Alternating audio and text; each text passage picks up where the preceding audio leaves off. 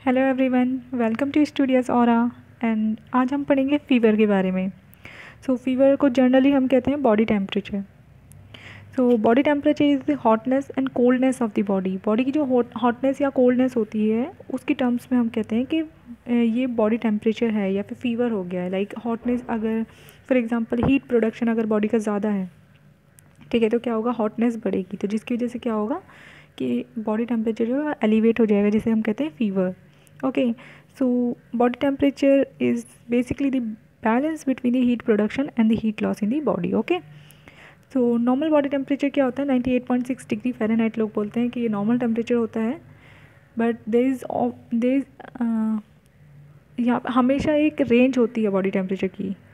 Okay, so normal range क्या होती है, 96.8 degree Fahrenheit to 98.6 degree Fahrenheit. Okay, then it reflects the balance between the heat production and heat loss in the body, as I have told earlier. So body temperature is measured by using a device called thermometer. जिस device से हम body temperature को measure करते हैं उसे thermometer कहते हैं। Okay, सो अब हम बॉडी टेम्परेचर किस चीज़ में मेज़र कर सकते हैं, हम डिग्री सेल्सियस में भी मेज़र कर सकते हैं, डिग्री फ़ारेनहाइट में भी मेज़र कर सकते हैं, बट मोस्ट कॉमनली हम जो है ना डिग्री फ़ारेनहाइट में मेज़र करते हैं body temperature. Okay, so now what are the factors affecting body temperature. तो एज जो है वो बॉडी टेम्परेचर को अफेक्ट कर सकता है। फॉर एग्जांपल जो छोटे बच्चे होते हैं उनमें क्या होता है कि उनका बॉडी टेम्परेचर जो है वो थोड़ा ज़्यादा होता है as compare to the adult, क्योंकि उनमें जो हीट प्रोडक्शन है वो थोड़ी ज़्यादा होती है। देन सर्काडियन रिदम, डायोडनल वेरिएशंस, इसकी वजह से भी बॉडी टेम्परेचर जो है वो डिफर कर सकता है। फॉर एग्जांपल मॉर्निंग में बॉडी टेम्परेचर थोड़ा सा एलिवेटेड हो सकता है as compare to the evening. Then exercise, अगर आप अभी जिम जाके आए हो या फिर आपने बहुत ज़्यादा स्ट्रेनस एक्सरसाइज की है तो ऑब्वियसली आपका जो बॉडी टेम्परेचर वो नॉर्मल से थोड़ा सा ज़्यादा होगा। Okay, then hormones, certain hormones या फिर स्ट्रेस होता है, स्ट्रेस की वजह से एक हार्मोन होता है कॉर्टिसोल। कॉर्टिसोल जब ज़्यादा हो जाता है तो उसकी वजह से क्या होता है, बॉडी टेम्परेचर थोड़ा सा इंक्रीज़ हो जाता है। देन एनवायरनमेंट, ऑब्वियसली एनवायरनमेंट जो है वो बॉडी टेम्परेचर को थोड़ा बहुत अफेक्ट करता है। फॉर एग्जांपल ये सरफेस बॉडी टेम्परेचर को अफेक्ट कर सकता है, जैसे कि समर्स में जो आपका बॉडी टेम्परेचर होता है वो एज़ कम्पेयर टू विंटर्स थोड़ा सा ज़्यादा होता है। So these are the factors affecting the body temperature. Now causes of fever, तो किस वजह से हो सकता है फीवर, तो कोई भी अगर इन्फेक्शन हो गया हमारी बॉडी में, फॉर एग्जांपल कोई बैक्टीरियल इन्फेक्शन, कोई भी वायरल इन्फेक्शन हो गया तो उसकी वजह से फीवर हो सकता है। या फिर कोई इन्फ्लामेशन हो गई, लाइक सेल्स में इन्फ्लामेशन हो गई, स्वेलिंग हो रही है, रेडनेस हो रही है, तो उसकी वजह से क्या होगा कि मेटाबॉलिज्म थोड़ा बहुत डिस्टर्ब होता है, जिसकी वजह से क्या होता है, फीवर हो जाता है ना। कोई भी डिजीज़ कंडीशन की वजह से हो गया, टाइफाइड हो गया, मलेरिया हो गया, तो इसकी वजह से फीवर तो ऑब्वियसली होता ही है। देन कैंसर में भी वही है कि सेल मेटाबॉलिज्म जो है वो डिस्टर्ब होता है, सेल्स की ग्रोथ बहुत ज़्यादा होती है जिसकी वजह से मेटाबॉलिज्म बढ़ जाता है, तो उसकी वजह से फीवर हो जाता है। देन सर्टेन ड्रग्स होती हैं जो कि फीवर कॉज कर सकती है। Now alteration in body temperature, तो बॉडी टेम्परेचर में जब भी कोई ऑल्ट्रेशन होता है तो उसे हम कुछ टर्मिनोलॉजीज लिए जिसे हम डिफाइन कर सकते हैं। फॉर एग्जांपल एफेब्राइल का मतलब होता है कि फीवर नहीं है, like this is the normal body temperature. Okay, जिसमें हम ये नहीं कह सकते किसी को भी फीवर है या फिर नॉर्मल, इसमें नॉर्मल बॉडी टेम्परेचर ही रहता है, ना ज़्यादा होता है ना कम होता है। ओके, देन फिब्राइल कंडीशन में क्या होता है, इसमें हम कहते हैं कि हाँ फीवर है। अब फीवर किस टाइप का है, लाइक पायरेक्सिया में हाइपरथर्मिया होता है। हाइपरथर्मिया क्या होता है कि नॉर्मल बॉडी टेम्परेचर जो होता है ना उससे थोड़ा सा ऊपर, मतलब उससे जो अबव लेवल होता है उसे अगर इंक्रीज़ हो जाए हमारा body temperature as compare to the normal तो हम इसे कहेंगे हाइपरथर्मिया। बट अगर नॉर्मल से हमारा जो बॉडी टेम्परेचर है वो डिक्रीज़ हो जाता है तो उसे हम कहते हैं hypothermia. Okay,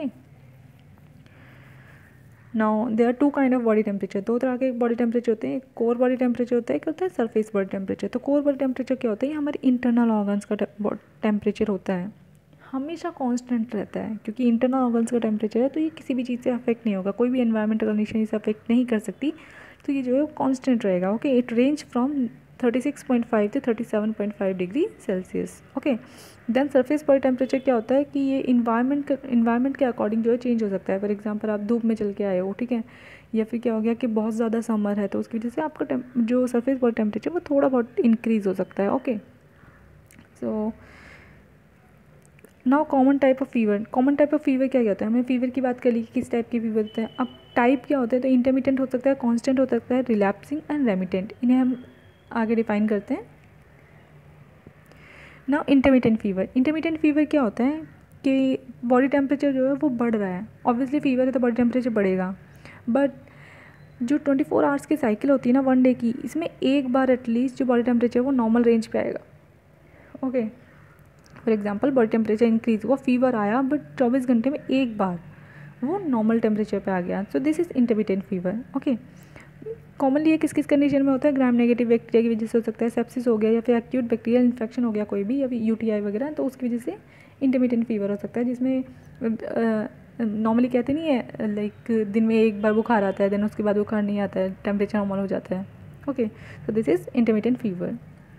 then remittent fever, नाम इनके एक जैसे से हैं थोड़े से, तो इसे अच्छे से ध्यान रखना। रेमिटेंट फीवर क्या होता है कि टेम्परेचर एक बार भी आप मतलब नॉर्मल पे नहीं आएगा। ओके, रेमिटेंट फीवर में बेसिकली होता क्या है कि टेम्परेचर जो है ना वो वेरी करता है, मतलब इंक्रीज़ हो सकता है, डिक्रीज़ हो सकता है, बट वो नॉर्मल रेंज में कभी नहीं आएगा। एक फॉर एग्जांपल आप एक इमेजिनरी लाइन सोचो कि नॉर्मल रेंज है, टेम्परेचर से ज़्यादा भी हो सकता है, कम भी हो सकता है, बार बार ज़्यादा कम होगा, लेकिन वो नॉर्मल पे कभी नहीं आएगा, बट हो रहा है नॉर्मल से कम या नॉर्मल से ज़्यादा। ओके, तो this is remittent fever.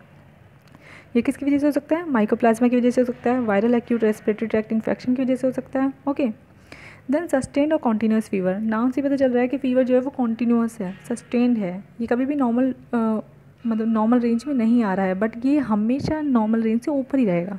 Remittent में मैंने क्या बताया था कि नॉर्मल रेंज से ऊपर और नीचे दोनों में आ सकता है, बट जो सस्टेन्ड या कॉन्टीन्यूस है इसमें हमेशा नॉर्मल रेंज से ऊपर ही रहेगा, मतलब फीवर की रेंज में रहेगा, बट कभी भी नॉर्मल रेंज में नहीं आएगा। ओके, तो ये ड्रग एसोसिएटेड फीवर में हो सकता है, सस्टेन्ड या continuous type of fever. Then relapsing fever, अब रिलैप्सिंग फीवर में क्या होता है कि कुछ टाइम के लिए जो फीवर है वो कॉन्टीन्यूस है, कॉन्टीन्यूस चल रहा है फीवर, 2-3 दिन कॉन्टीन्यूस फीवर हुए जा रहा है, देन उसके बाद 1-2 दिन का गैप ले लेगा कि वो नॉर्मल रेंज पे आ गया, 2-3 दिन तक फीवर हुआ ही नहीं, ठीक है, फिर उसके बाद ये दोबारा फीवर होने लग जाएगा। देन फॉर एग्जांपल 1 वीक के लिए फीवर हुआ, देन उसके बाद 3 डेज़ के लिए नहीं हुआ, so this is the relapsing type of fever. Okay, so ये किस में देख सकते हैं हम? टीबी, मलेरिया, फंगल इन्फेक्शंस में मोस्टली जो है रिलैप्सिंग टाइप ऑफ फीवर होता है। तो हमने ये 4 तरह के फीवर पढ़ लिए। देन अब हमें फीवर को मेज़र भी करना है, तो मेज़र करने के लिए साइट्स क्या क्या हो सकती है? तो मोस्ट कॉमन साइट जो होती हैं वो होती है ओरल, रेक्टल, एक्सिलरी या टिम्पेनिक साइट। तो सबसे ज़्यादा यूज़ होने वाली साइट वैसे तो ओरल साइट है, बहुत ही कन्वीनियंट है। ओके, ओरली हर कोई अपना टेम्परेचर मेज़र कर सकता है, बट मोस्टली जो सबसे ज़्यादा साइट यूज़ होती है हॉस्पिटल्स में या घरों में कहीं भी, वो होती है एक्सिलरी, क्योंकि डिजिटल थर्मामीटर जो है आजकल सबसे ज़्यादा यूज़ होता है, तो एक्सिलरी साइट जो मोस्ट कॉमन यूज साइट है। नाउअडेज आप देख सकते हो कि टिम्पेनिक साइट भी बहुत यूज़ होती है due to the infrared thermometers, like in the covid times you have seen the infrared thermometers, okay, measuring the temperature from the tympanic site. So oral site क्या होती है? ईजी टू असेस है, ठीक है, मतलब इससे हम किसी का भी टेम्परेचर मेज़र कर सकते हैं आराम से। बट ओरल में सबसे बड़ी प्रॉब्लम ये होती है कि ये हम मतलब खाने पीने से ना बहुत ज़्यादा अफेक्ट होती है। फॉर एग्जांपल आपने अभी अभी एक हॉट टी पी है, ओके, गरम गरम चाय पी ली और तुरंत ही आप अपना टेम्परेचर मेज़र करने बैठ गए। सो क्या होगा, आपका जो टेम्परेचर है ना वो जितना आपकी बॉडी का टेम्परेचर है उससे थोड़ा बहुत जो है इंक्रीज़ दिखाएगा, क्योंकि आपने अभी गर्म चाय पी थी, तो ये जो माउथ का टेम्परेचर है वो भी उसमें मेज़र हो जाएगा। ओके, या फिर कुछ ठंडा खा लिया है तो उसकी वजह से टेम्परेचर थोड़ा सा कम हो जाएगा, तो ये इसकी एक बहुत बड़ी ड्रॉबैक हो सकती है। और वैसे भी जो छोटे बच्चे होते हैं, 5 साल से छोटे बच्चे, उनमें हम ओरल टेम्परेचर मेज़र नहीं कर सकते, because they don't have idea how to take the oral temperature. Okay, हम उनके मुँह में ऐसे ही थर्मोमीटर नहीं दे सकते हैं। देन द रेक्टम साइड में क्या होता है कि ये मोस्टली जो है वो मेडिकल डिपार्टमेंट्स में यूज़ होता है, हॉस्पिटल्स में यूज़ होता है। जब हमें कोर बॉडी टेम्परेचर चाहिए तो हम रेक्टम साइट यूज़ करते हैं। ओके, सो ये थोड़ी इनकन्वीनियंट साइट है, इसमें प्राइवेसी डिस्टर्ब हो जाती है पेशेंट की, तो इस वजह से ये रेक्टम साइट जो है बहुत वेरी लेस यूज साइट होती है।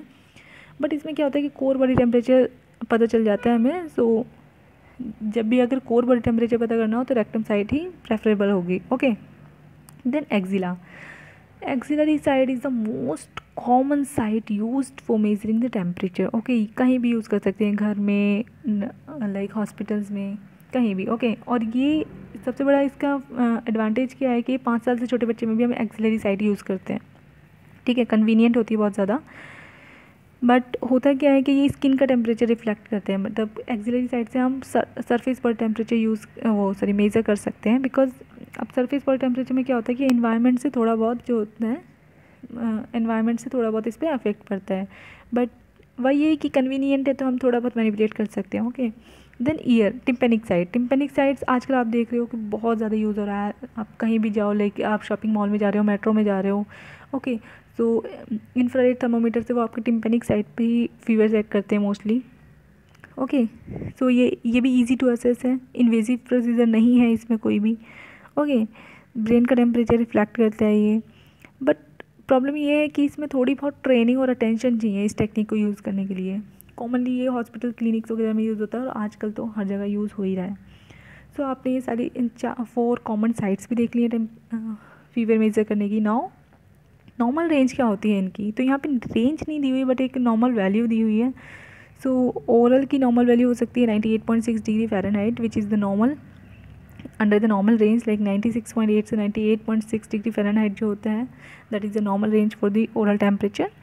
देन टिम्पेनिक, अब टिम्पेनिक जो है वो भी सरफेस टेम्परेचर या फिर ब्रेन टेम्परेचर यूज़ कर मेज़र कर रहा है, तो इसमें थोड़ा बहुत एलिवेट हो सकता है, for example 99.6 degree Fahrenheit. Then rectal में 99.6 डिग्री फ़ारेनहाइट, क्योंकि ये कोर बॉडी टेम्परेचर जो है वो हाईएस्ट बॉडी टेम्परेचर होता है, वो मेज़र करता है, तो इसकी जो नॉर्मल रेंज है वो भी थोड़ी सी एलिवेटेड होनी चाहिए। देन एक्सिलरी में 97.6 degree Fahrenheit. Okay, then there are some thermometers, like there are digital thermometer which is vastly used, and the mercury thermometer which is now less used due to the mercury। And यहाँ पे एक infrared thermometer है, ये तो आपने mostly आप देख ही चुके होंगे। पहले वाले ही लोग इसके बारे में इतना ना जानते हो, बट नाउ अ डेज़ बच्चा जानता है what is infrared thermometer. So thanks for watching the video and please subscribe my channel and please like the video and share it to your friends. Thank you.